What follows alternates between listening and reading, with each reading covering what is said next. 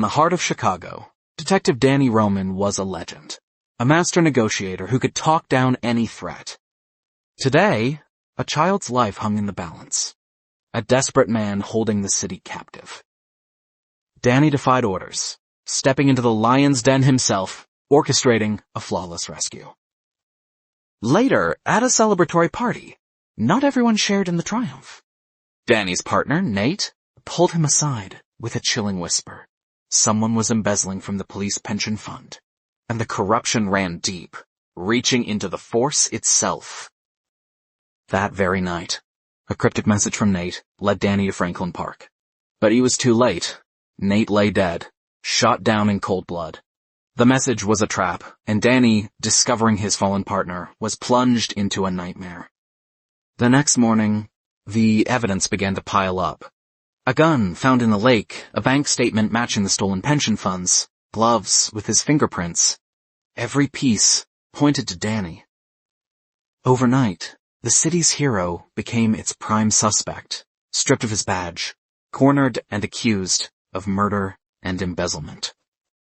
Danny knew he was set up. To prove his innocence, he decided on a desperate, audacious gamble. He stormed the Internal Affairs office, taking investigator Terrence Niebaum hostage. Convinced Niebaum held the key to the conspiracy Nate had uncovered. With Niebaum, Maggie, Rudy, and Frost, now his unwilling guests, the Chicago Police Department went into full lockdown. Danny, a seasoned veteran, knew every tactic, every strategy. He dismantled cameras, anticipating every move, effectively blinding his pursuers. His demand was clear. Bring in Chris Sabian, the one man who could truly negotiate with him. Sabian, a legendary negotiator with a 5-5-HOUR standoff under his belt, was rushed to the scene. The tension in the air was palpable. As Sabian prepared to meet Danny, a covert SWAT team was ordered to breach the building. A sniper had Danny in his sights, but at the crucial moment, hesitated. He couldn't pull the trigger on a fellow officer, even one gone rogue. Enraged by the betrayal, Danny retaliated, executing one of the hostages, Rudy. Sabian, desperate, brought Danny's wife, Carla, to the scene. But even her pleas couldn't sway him. The stakes had never been higher.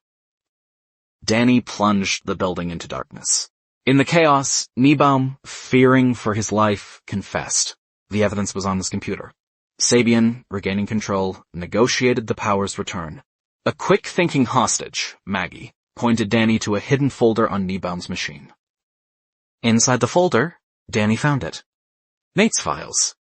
He'd met an informant just before his death, someone with knowledge of the pension fund scandal. Danny now knew he was on the right track. Finding this informant was his only way out. The FBI arrived, taking over. Sabian, in a desperate move, brought in an alleged informant. But Danny saw through the deception, exposing Sabian's lie. There was still a traitor in their midst. Danny then broadcasted a chilling message over the police radio, framing Niebaum as the whistleblower. He knew the real culprits, listening in, would now see Niebaum as a threat, driving them to act. Terrified, Niebaum finally spilled the truth. Nate had been an internal affairs informant.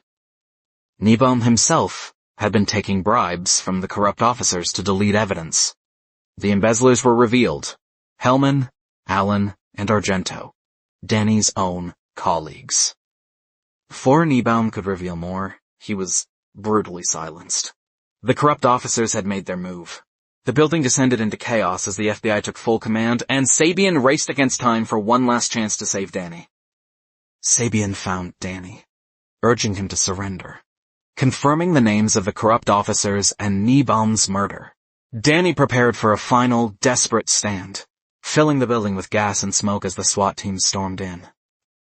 Danny vanished through the vents. The remaining hostages, questioned by police, finally revealed the truth. But the real twist came when Sabian spotted an accomplice outside, Chief Frost. It had all been an elaborate, high-stakes charade. Every radio transmission, every negotiation had been a performance. Danny and Sabian had orchestrated a brilliant, dangerous play, forcing Frost and his co-conspirators to expose themselves. Justice was served, the corrupt officers apprehended, and Danny Roman, his name cleared, got his badge back. The Negotiator, released in 1998, is more than just a hostage thriller. It's a masterclass in psychological warfare, a relentless pursuit of truth against a backdrop of betrayal and high-stakes deception, where the line between hero and villain blurs until the very end.